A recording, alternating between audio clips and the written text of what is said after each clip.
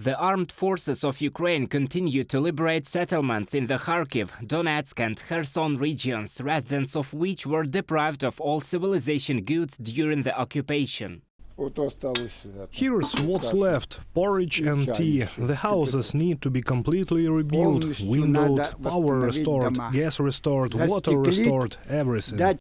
Immediately after the liberation of the territories of the Kharkiv region by the Ukrainian army, representatives of the Ministry of Health checked medical institutions. For example, in liberated Balaklia, where about 15,000 people are currently living, there are only 5 physicians working in a hospital in adapted rooms. Because hospitals are mined and damaged, equipment is destroyed and looted by the Russian occupation troops, the ministry stated. In such cases, mobile hospitals will be deployed. Now our main task is to provide medical assistance to those who need it first of all, especially people with chronic diseases who have been deprived of access to medical care for a long time. To do this, disaster medicine crews have begun to work in the liberated territories. They provide assistance both in stationary and mobile brigades visiting settlements. Viktor Lashko, Minister of Health of Ukraine. Even during the Russian occupation, Ukrainians did not stop receiving pensions and other social payments into their accounts. During martial law, the Ukrainian government developed additional algorithm for receiving money in already liberated territories. Due to the fact that banks did not work everywhere, the Cabinet of Ministers amended the law to ensure that all people receive money in their hands. They will be delivered by the Ukrainian postal service Ukrposhta. At a recent meeting of the Cabinet of Ministers, it was stated that Ukrainians would receive their payments in any case. These days, another $1.5 billion in non-refundable aid from the United States went into the budget.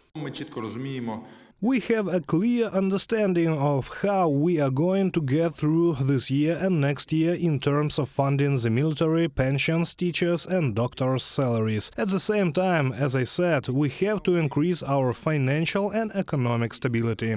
Despite Russian blackmail ahead of the heating season, the Kremlin's desire and plans to disable the energy infrastructure of Ukraine. As of mid-September, the Prime Minister stated, Ukraine is 80% ready for the heating season. There are reserves of coal and gas. Preparations for the worst-case scenarios are also underway.